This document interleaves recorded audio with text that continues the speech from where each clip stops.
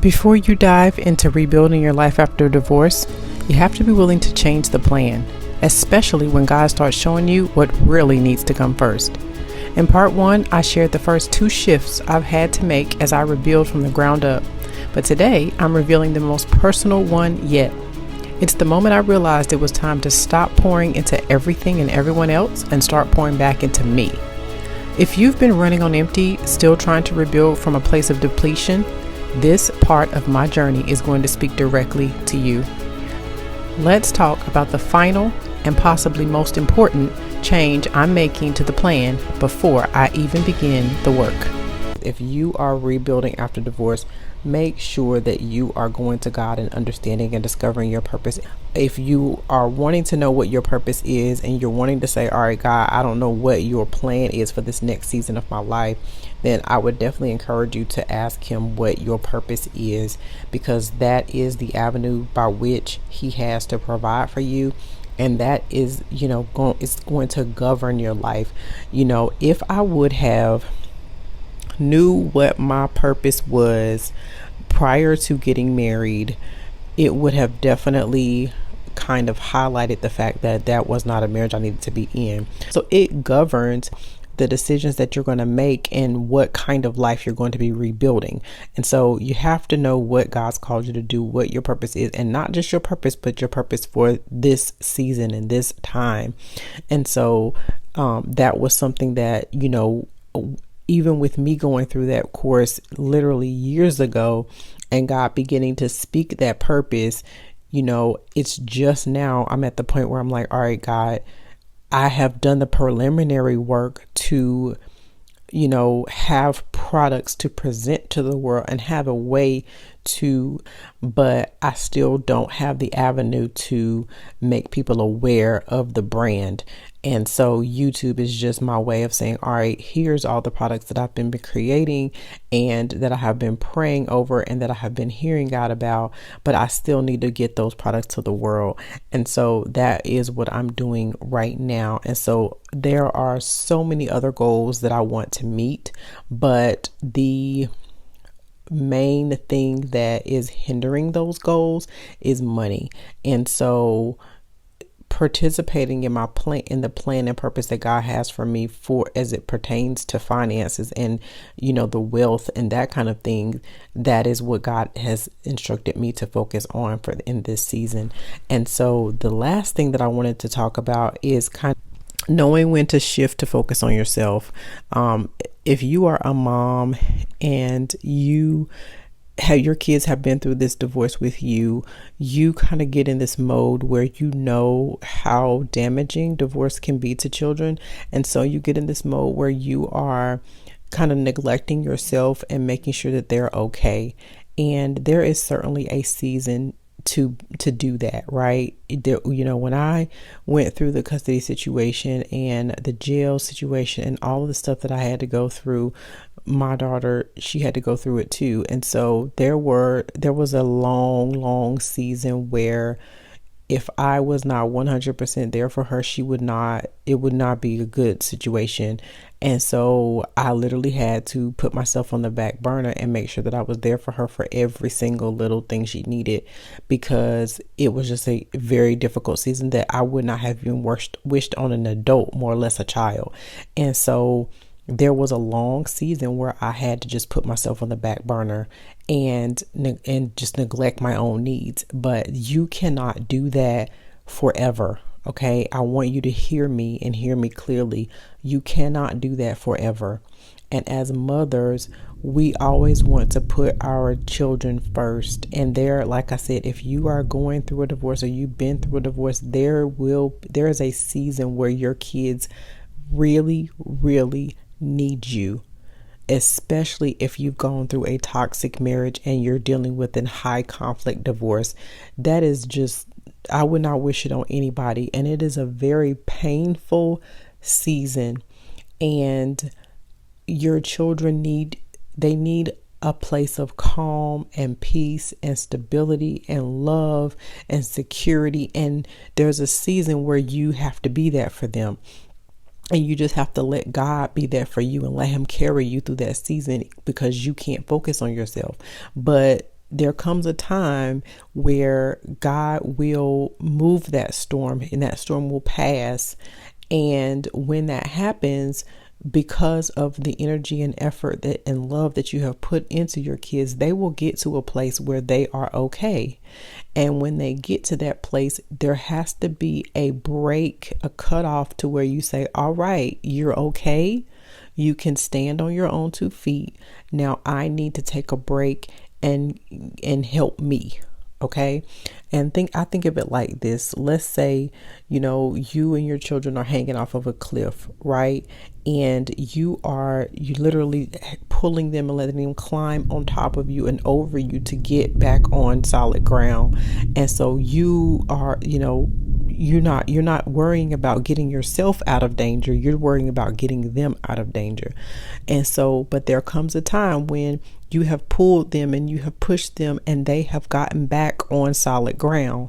And so, but a lot of times, because you have spent such a long time caring for them and focusing on them, they'll be standing on solid ground, but then saying, well, mommy, give me a hug, or mommy, do this. And they're still wanting you to continue to give to them and take care of them in a way where they can wait a minute, right? They don't have to have your attention right that second. You need to take a minute to get yourself off the cliff, right?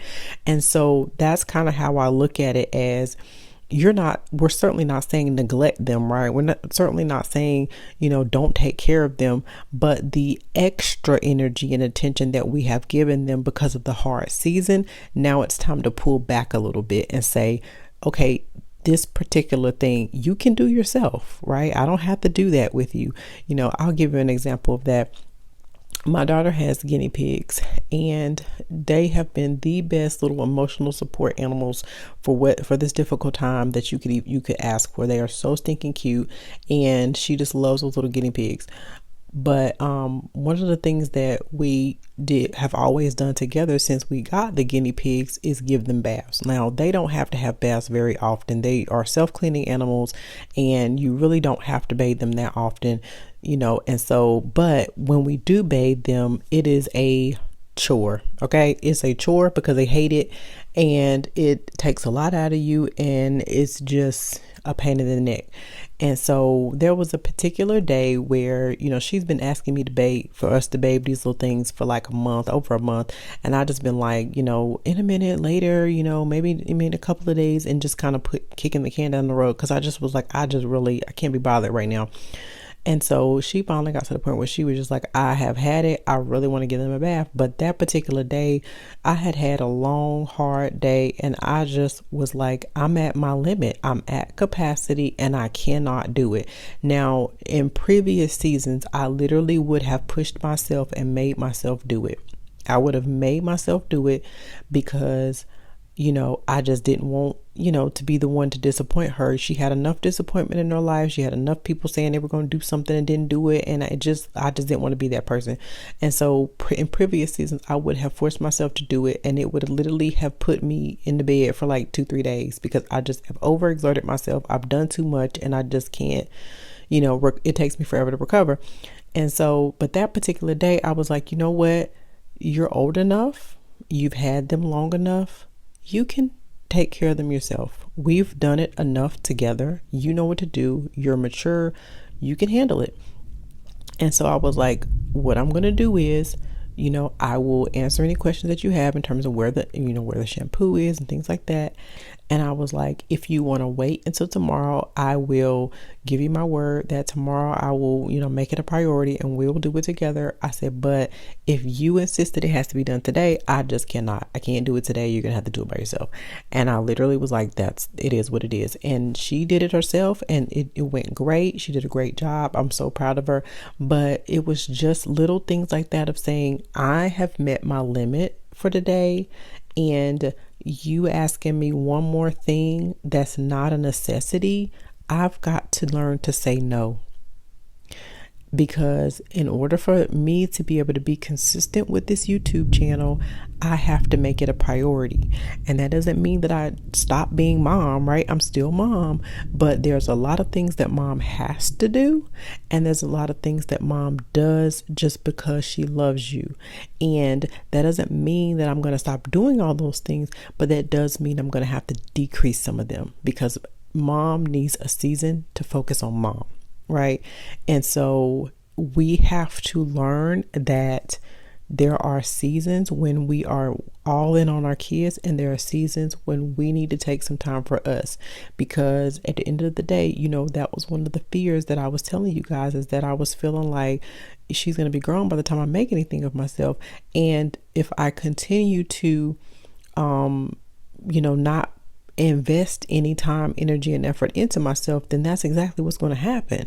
And so I have to be able to focus some time, energy, and effort into myself. But that means facing another fear of, feeling like I'm not a good mom because I'm not doing all the things. But at the end of the day, like I said, we've been through a very hard season, and I put in a lot of energy and effort, and my daughter is doing amazing. She really, truly is, considering what she's been through. She is a lot stronger than I am right now, because she has had someone to pour into her, and I've not had that, other than just, the Holy Spirit. And I'm so thankful for the Holy Spirit, who has literally carried me through that difficult season. But now I need to take the time to fill my own cup up. And that for me right now is YouTube. And it's a small piece of, my day, and because I still have many other responsibilities as mom, as I'm running a business and trying to make money with that, and just doing all the things in terms of just my normal life, and providing for us. But at the same time, being consistent with YouTube is a chunk of time. It really is. It's like a part-time job. And so there are times when normally I would drop everything and just go do whatever she wants to do, where I have to say, I can't right now, I'm editing. I can't right now, I'm recording. I can't, you know what I mean? Or you have to wait until I finish my video. And, I have to be okay with that in this season. That's the season that I'm in. Right. And we certainly don't want it to be forever. Right. And we don't want it to be too extended of a time. But I'm in a season right now where, okay, hey, school is out. When school starts back, extracurricular starts back, and all of those things, I won't have this amount of time. And so this is the time when I can say, all right, I have until X amount of months to really go all in and see if I can make this YouTube thing work. And once I have done that, okay, I'll pull back, right? And we will go back to trying to be a little more balanced on, my time. But right now, I really need to do something for me, and that's okay. And so if that, there's another thing that I just want you to be aware of, is that you can take some time for you and be aware of when you need to switch, right? So I hope that those things have helped you.